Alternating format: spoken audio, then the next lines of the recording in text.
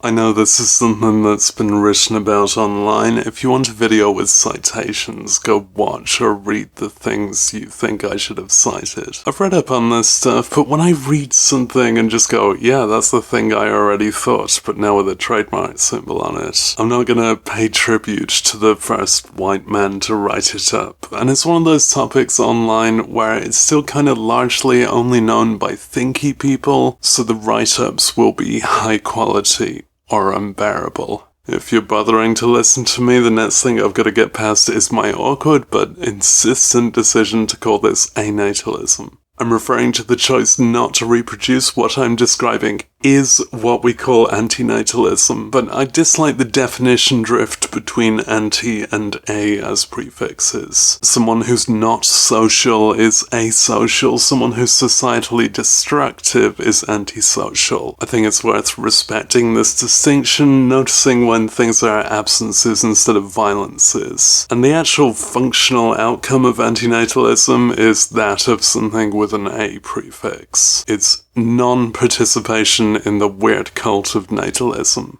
A more anti-version could be described as opposing birth and reproduction in general, which, yeah, let's definitely have a lot more abortions than we're currently having. Or better measures against conception. But whatever, people can go make their own bad decisions. It feels like an A prefix philosophy in my instincts, so that's what I'm calling it. It's assumed that people make children in their lifetime, and they often do. It just kinda happens. People like fucking, they don't like aborting, and then it's something to keep you distracted for a couple of decades if you think you can stand staying alive that long. Jeez. Sometimes the children even end up eventually having children, and it's gone on for ages. It's like an intellectual property that's been bought by Disney. They just keep making new generations way after it went stale. I said this in a few videos, and it's a prevailing philosophy of mine, but I think there should be no burden of explanation on a non-participant. I'm still going to try to explain it in contrast to the dominant culture, but in grander epistemology, nobody needs a reason not to reproduce. It's the blank value that ought to be our informational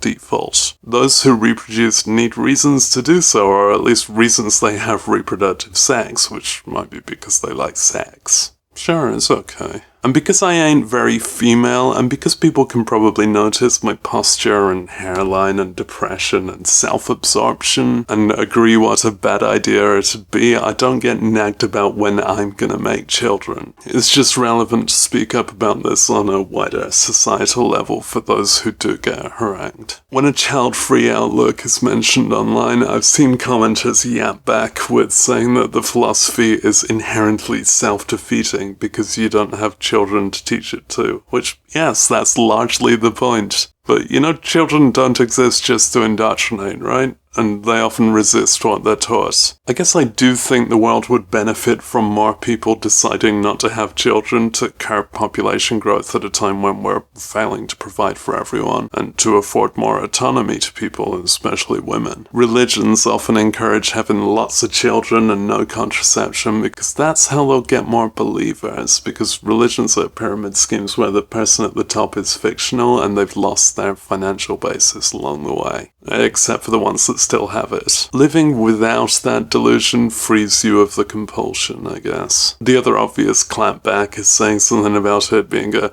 good thing you're not having children, which is exactly my point. Yes, I agree. Since primary school, I remember vowing to myself not to reproduce because of how much I disliked the experience of life. It's constantly uncomfortable and you wish it never happened. And parenting looked really costly, not just monetarily, but stressful and burdensome. Insufficiently rewarding, one way from what I saw. I only have my experience to go off there, as does everyone else. And that might explain the difference, but this reason isn't necessary to justify non-reproduction, it's justified by default. I don't know if others generally find life a net positive experience, or if suicide's just too awkward. Definitely by the time of being a teenager and having sexual relationships, so it was an active possibility, I was consciously opposed to the idea of reproducing. I was familiar with my own depression and ugliness, and if we're to consider these things genetic, then it could be immoral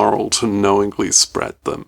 You know, if we're a eugenicist. Eugenics was hella popular a century ago, and it's kind of died out, which is exactly what it didn't want. Anyone you admire from a century ago, they were probably into eugenics, and it's often because they mean well, they'd recently learned how evolution works, and they want to curb human suffering, and they were rich enough to be an influential person, and they mixed it up with classist, racist ideas on top of the inherent ableism. Eugenics is definitely a deep problem when enforced as a policy on others' reproductive rights, but as a private solo policy to oneself, I can't fault it. Either way, there's something similar enough to personal eugenics within the rationale of those who intellectually choose to reproduce. These are people seemingly happy enough with their lives that they want to increase the number of lives like theirs, and they seem to value that it's something biologically related to their selves, and sometimes to their current partner too. Conversely, I want to ensure not to increase the number of lives like mine. I hate it, and that's from a really privileged standpoint, white and British, and in this room with this voice and this armadillo plush. I should make content about that sometime. Yeah, let me underscore how I thoroughly hate living as an experience, and I'm not even a hateful kind of gal. I admit I fell for the population bomb stuff in the 1960s. It was an alarmist perspective on how rapidly the human population has been expanding and whether we can actually cater to it. Many of its hypothetical ideas haven't come to pass, some defensive texts on screen, so we generally write it off as historically irrelevant, but the underlying point about poverty, emissions, congestion is there and is salient. We live with a 21st century population in the territory of the 20th century, and we're paying the price of neoliberal hubris, or at least the poorest of us are. As much as we ridicule a Malthusian outlook, we can say we have the resources to support all the people there are, but we're still stuck in a system that won't do that, and a climate that's dying due to factors that correlate with population growth, whether or not they ought to. And we're definitely not going to escape that within one reproductive generation. It's the responsibility of an anatalist to keep their outlook from being judgmental of others. I mean,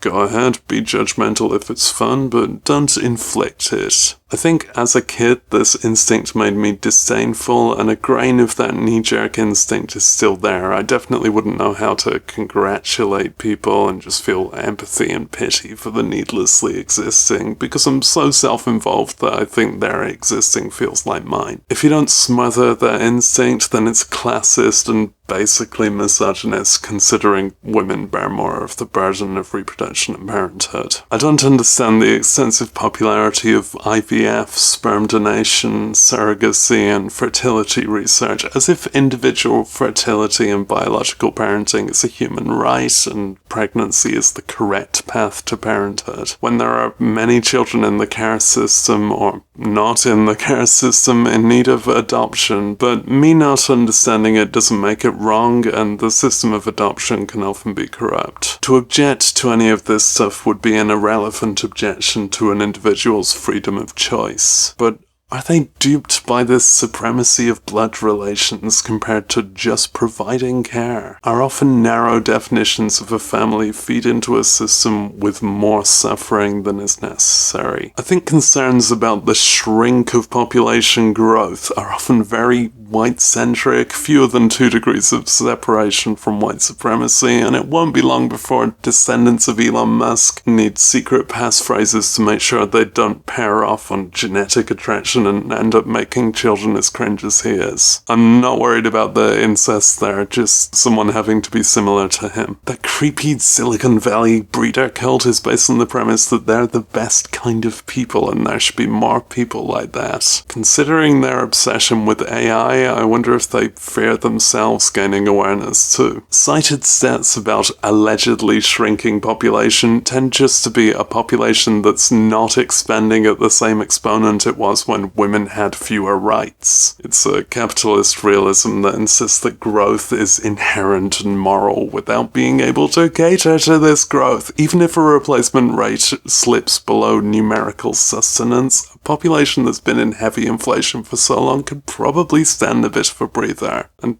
what would the problem be with a 1950s population anyway? Like, nationally, if we were dealing with fewer people, we'd be doing better. And if a nation is apparently lacking for people, there's always immigration. Immigrants even tend to come through at an age where they'll be less expensive to maintain. It's workers without the childhoods. Governments are so panicked about lapses in population expansion that they're offering reproductive incentives while refusing immigrants. Japan famously has an aging population. Of course Japan has an Asian population. But what's the worry? If we're going for examples as extreme as humanity dying out, I don't see what's the big deal. I guess I'd run out of viewers until the craps get into YouTube. I bet they'd love the Sidemen, because sideways. If I were the only womb haver left in an apocalypse scenario, you can bet I'd refuse to have sex. Or at least insist on condoms. We'd need some recreational activities. I know I'm doing the classical, that won't happen and it's a good thing it will, progressive argument here, but I think it checks out in this case. We're at no realistic risk of humanity dying out from people having the free will not to reproduce, especially considering the many realistic risks we're facing, and I don't see the moral imperative to maintain a human race. I think the suggested doom, again assuming no immigration, is a population that's insufficiently able to work and that gets insufficient care and support because there's just not the right demographics left. But isn't that what all this technological progress was for?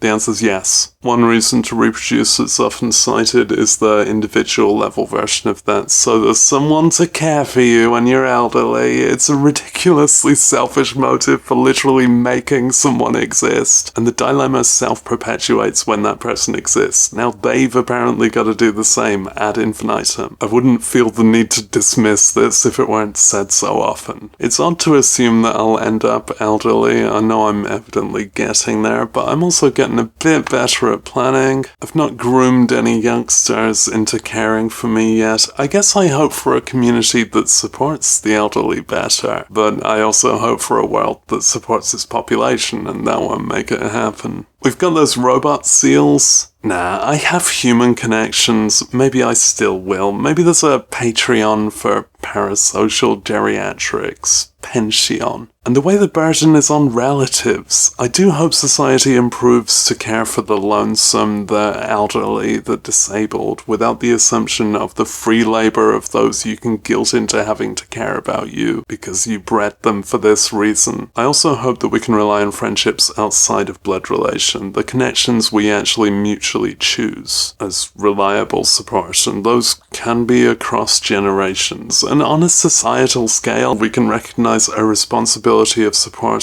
toward those who struggle. Then there's the thing where people who are parents find it defines their personality and finally gives them meaning, and an odd kind of meaning because they got it by quashing their individuality only to be at service to a new being who's meaningless by their own logic. They advocate parenting for the potentially strong joys it brings. I believe they're sincere, but often minimizing their own stresses that they owe it to themselves to express. And we should always question the propaganda of the normative path, because in general that positivity involves a lot of pretending. I don't encounter much joy in life, but I'm aware of things that work. Honestly, I like taking care of someone, and it improves my own well-being too, but we can do that without making someone. Nourish, flourish.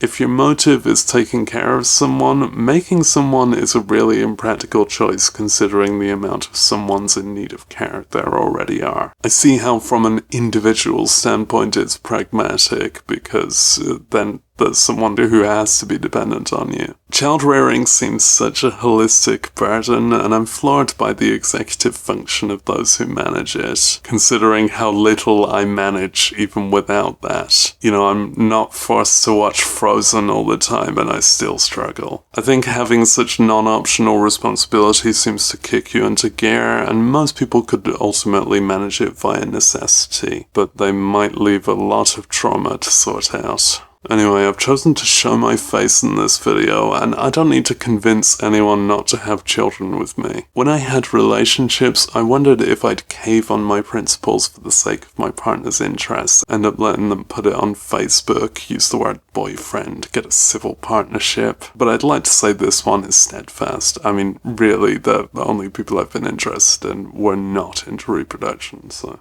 To all my descendants watching this video, if you exist, I'm a hypocrite who betrayed his own morals. Or maybe I made a mistake or was raped, but I'm deeply sorry because you gotta go through this just because someone was horny. With a long-term partner you adore, I can recognize the eugenic instinct where you think they're the kind of gene who ought to exist, that their care could be enjoyed by future generations, but to genetically involve 50% of myself in that would completely counterbalance it. And if you link someone being sexy to wanting a child version of that, it's good to just stop thinking at that point. I think I particularly dread fertility. I've not had it checked, and I'll seek to get it removed if I stay alive and have sexual relationships. But it's understandable to fear the potential to accidentally cause pregnancy and existence. Those are two slow and arduous experiences where women have to suffer more. You're given responsibility for something being alive, you gain weight, and you might end up with a lifelong neurological illness. I'm a fan of contraception. Technically it's better than sex, and it could obviously do with more understanding and usage globally. We say that some conceptions happened by accident, but I think existentially we're all accidents. There can be toxic patterns in our ancestry of parenting, and it can be so tough to break that cycle. Until you just don't have children, combo breaker.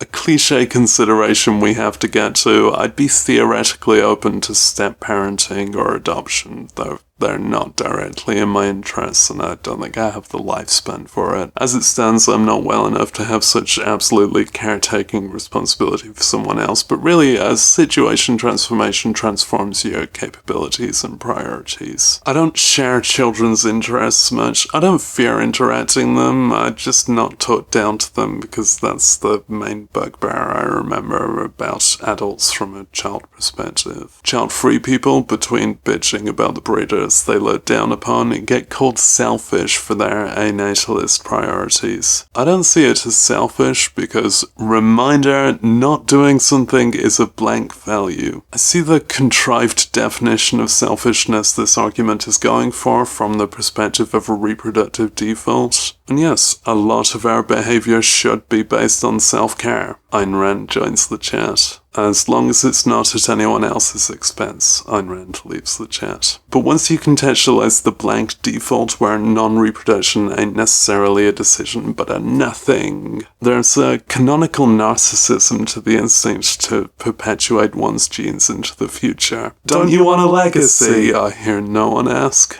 Me, I've got 2,000 videos on YouTube whose servers will probably outlast the climate. I've published a fucklot of music. These can seem to come from a yearning to influence the future of human culture, which is easy to see as kind of similar to the reproductive instinct. That argument doesn't resonate with my instinct. I'm more into expressing things for affinity and understanding. Just like this. I've not put this onto YouTube Kids, but not everyone is a creative, and those who aren't can still bring comfort and nurture to the existing population. Human, other animals, even plants if they really wanna. They can do what they want, including giving birth at a push. I just hope they're fully aware they don't have to. It's not immoral not to. It might be moral not to, but I'm sheepish to put that forward.